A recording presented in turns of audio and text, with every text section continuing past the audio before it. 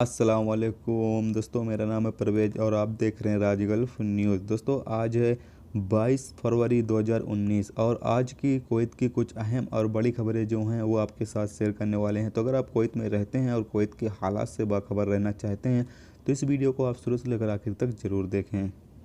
दोस्तों पहली खबर यह है कि कुवैत ने 2018 के आखिर तक दोनों मुलाजमीन की 66,000 मुलाजमतों में इजाफा किया, जिसमें 8,562 कुवैती शहरी और 11,394 नए घरेलू मुलाजमीन और 47,000 गैर मुल्की कारकुनान को निजी सेक्टर में भी शामिल किया गया है। सरकारी इदाद-ओ-शुमार के मुताबिक निजी सेक्टर में गैर मुल्की कारकुनान की तादाद जून से 10 दिसंबर 2018 तक की तादाद में इजाफा हुआ है और सरकारी सेक्टर में काम करने वालों की तादाद उसी वक्त के दौरान 987 मुलाजमतें कम हो गई हैं।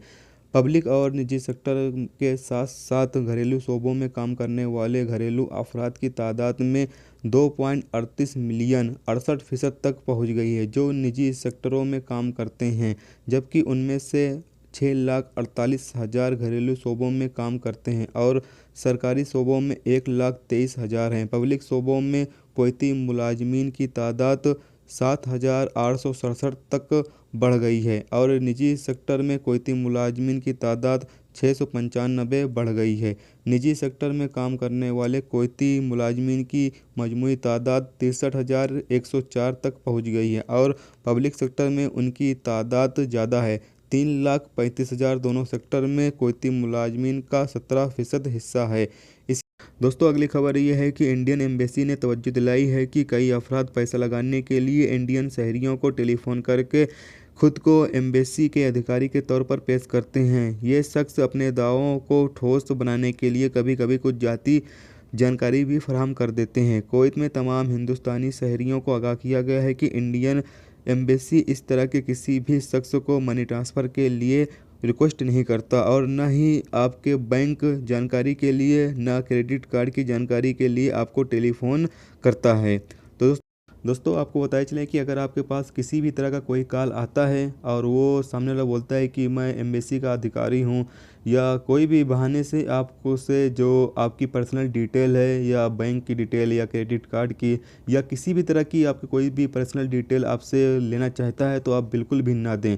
अगर आपको किसी तरह का वो लालच देता भी है तब भी आप बिल्कुल भी उसके झांसे में ना आए, नहीं तो आपको बाद में अगर आपकी पर्सनल डिटेल आप उसको दे देते हैं किसी भी तरह की तो आप बाद में बड़ी मुसीबत में पड़ सकते हैं। इसलिए दोस्तों जिसको आप जानते ना हो, जिसको आप पहचानते ना हो, अगर वो बंदा आपके पास कॉल करता है तो आप उसको बिल्कुल भी अपनी पर्सनल डिटेल ना दें।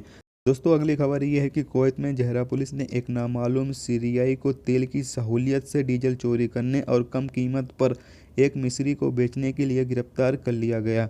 जराये ने कहा है कि वजारत दाखिला के डिपार्टमेंट को एक कुवैती से रिपोर्ट मिली कि उसे तेल की सहूलियत के अंदर से डीजल चोरी करने वाले दो शख्स पर शक है।